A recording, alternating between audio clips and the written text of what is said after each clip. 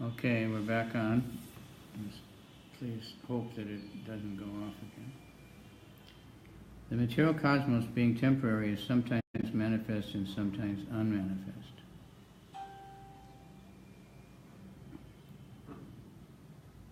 But its energy emanates from the Supreme Absolute Lord. Before the creation there was neither cause nor effect.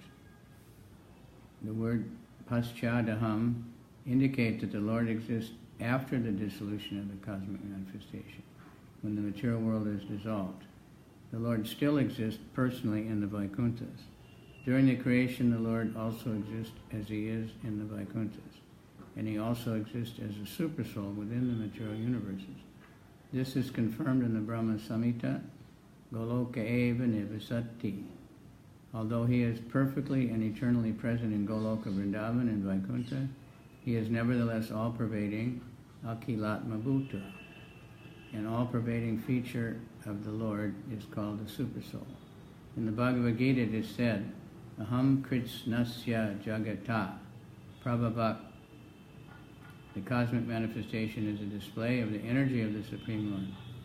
The material elements, earth, water, fire, air, ether, mind, intelligence, and false ego, display the inferior energy of the Lord, and the living entities as his superior energy. Since the energy of the Lord is not different from him, in fact everything exists in him, everything that exists is Krishna in his impersonal feature. Sunshine, sunlight, and heat are not different from the sun, yet simultaneously they are distinct energies of the sun. Similarly, the cosmic manifestation and the living entities are energies of the Lord, and they are considered to be simultaneously one with and different from him. The Lord therefore says, I am everything, because everything is his energy and is therefore non-different from him. Yo vishishyeta sosmaham indicate that the Lord is the balance that exists after the dissolution of the creation. The spiritual manifestation never vanishes. It belongs to the internal energy of the Supreme Lord and exists eternally. When the external manifestation is withdrawn, the spiritual activities in Goloka and the rest of the Vaikunthas continue, unrestricted by material time, which has no existence in the spiritual world. Therefore, the Bhagavad Gita says, Yad gatva nanivartante tad dhamma paramamama. That abode of mind from which no one returns to this material world is the supreme abode of the Lord. Text 54.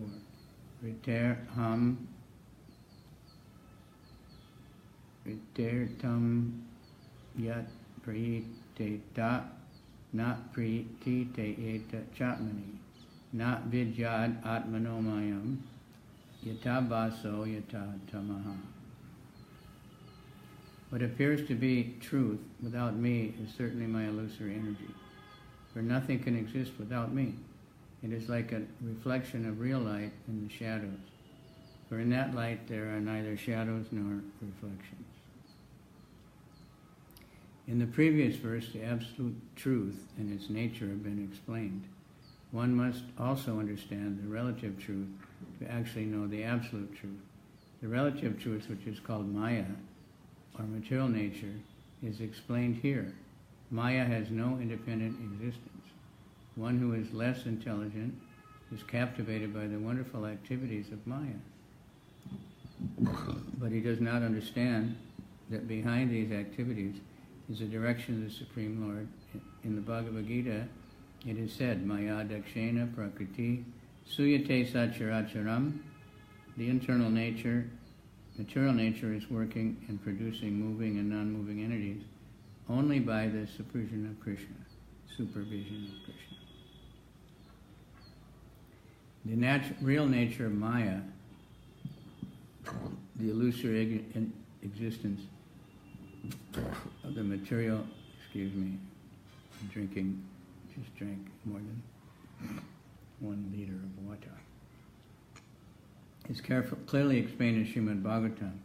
The absolute truth is substance, and the relative truth depends upon its relationship with the absolute. for its existence. Maya means energy, therefore the relative truth is explained to be the energy of the absolute truth. Since it is difficult to understand the distinction between the absolute and the relative truths, an analogy can be given for clarification. The absolute truth can be compared to the sun, which is appreciated in terms of two relative truths, reflection and darkness. Darkness is the absence of sunshine, and the reflection is a projection of sunshine into darkness. Neither darkness nor reflection has an independent existence. Darkness comes when the sunshine is blocked. For example, if one stands facing the sun, his back will be in the darkness. Since darkness stands in the absence of the sun, it is therefore relative to the sun.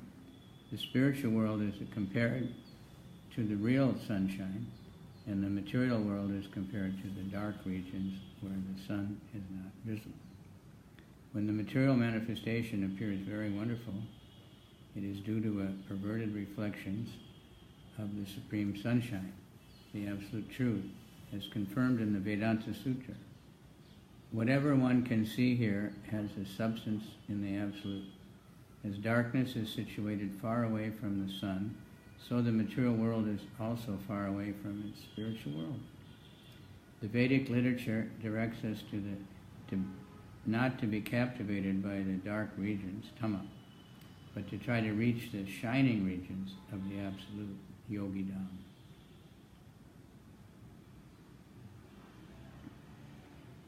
The spiritual world is brightly illuminated, and the material world is wrapped in darkness. In the material world, sunshine, moonshine, or different kinds of artificial light are required to dispel darkness, especially at night. For by nature the material world is dark. Therefore the Supreme Lord has arranged for sunshine and moonshine.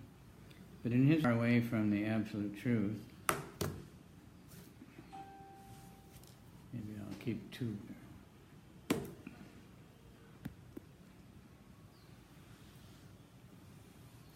That which is relative, temporary, and far away from the Absolute Truth is called Maya, or ignorance. This illusion is exhibited in two ways, as explained in the Bhagavad Gita. The inferior illusion is inert matter. Back again. These elements exist both within and beyond the body. For example, although the sky exists in space, it also enters within the body. Similarly, the Supreme Lord, who is the cause of the material energy, lives within the material world as well as beyond it. Without his presence within the material world, the cosmic body could not ultimately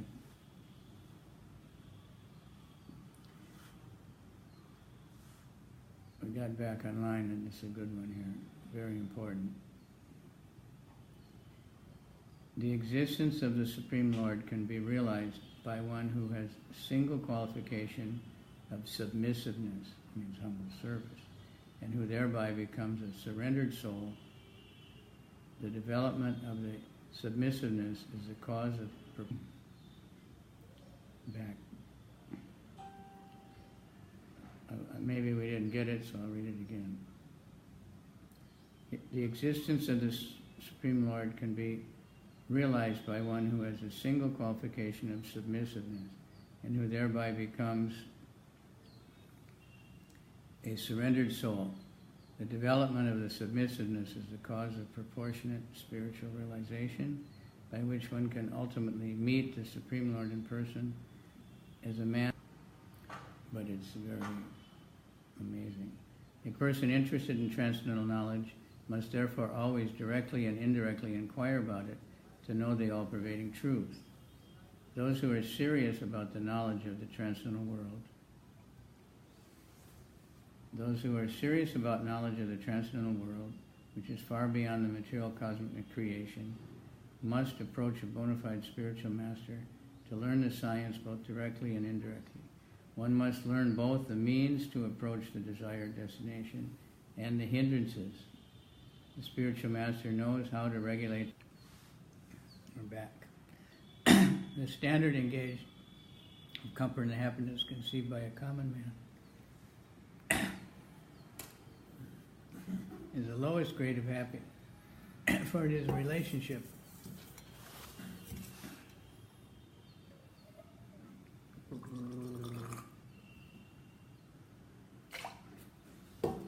Not supposed to do that. The highest standard but pious activities reaches the plane of heaven for life.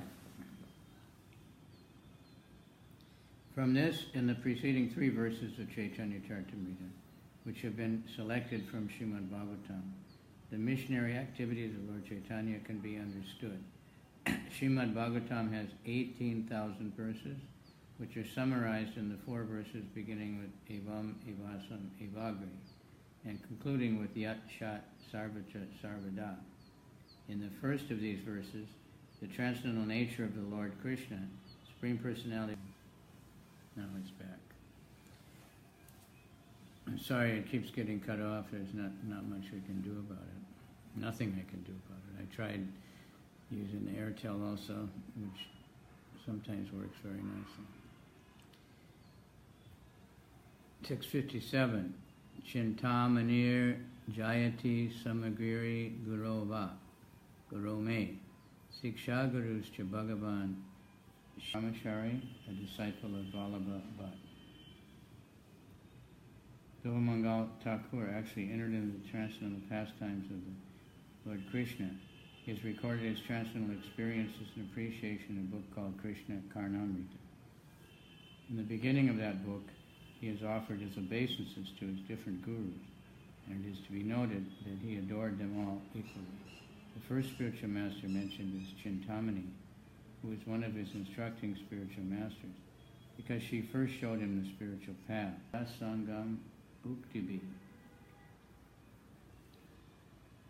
Back again for a couple minutes.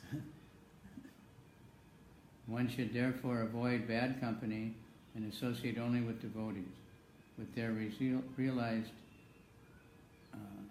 instructions, such saints can cut the knot connecting one of the activities unfavorable to devotional service. Purport: this verse, which appears in Srimad Bhagavatam 11:26-26, was spoken by Lord Krishna to Uddhava in the text known as Uddhava Gita. The discussion relates to the story of Yad Tad Josanad Ashpapaparga Vartmani Shraddha Ratir Bhakti Anukramishati. The spiritually powerful message of the Godhead can be properly discussed only in the society of devotees, and it is greatly pleasing to hear in that association. If one hears from devotees, then the way of transcendental experience quickly opens, and gradually one attains the faith that in due course of time develops into attraction, step by step, Krishna says in Bhagavad Gita. Gradually, step by step. From the spiritual master, qualified. Then, as he associates with devotees and tries to adopt the means instructed by the spiritual master in his own life, his misgivings and other obstacles are vanquished by the execution of devotional service. Strong attachment for the transcendental service of the Lord develops as he continues listening to the messages of Godhead, and if he steadfastly proceeds in this way, he is certainly elevated to spontaneous love for the Supreme Personality of Godhead.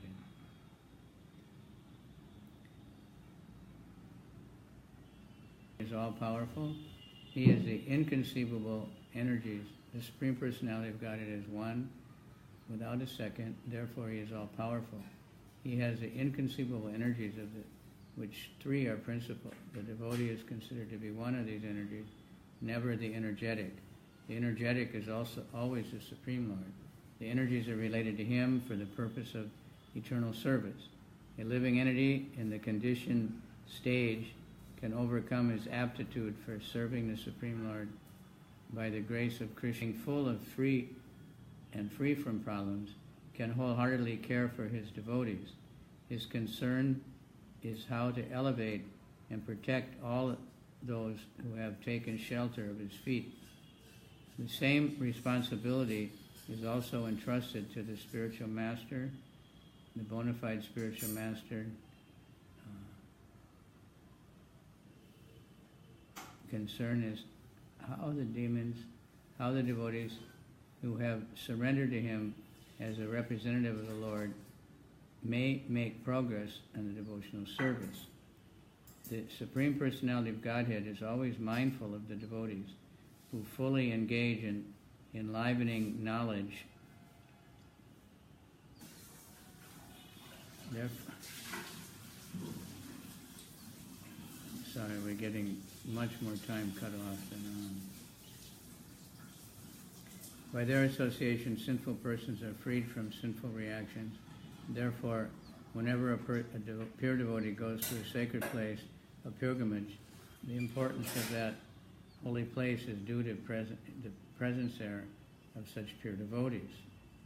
So in Mayapur and Vrindavan, especially Prabhupada dedicated, and he spent a lot of time there. Now he's bringing so many devotees from all over the world.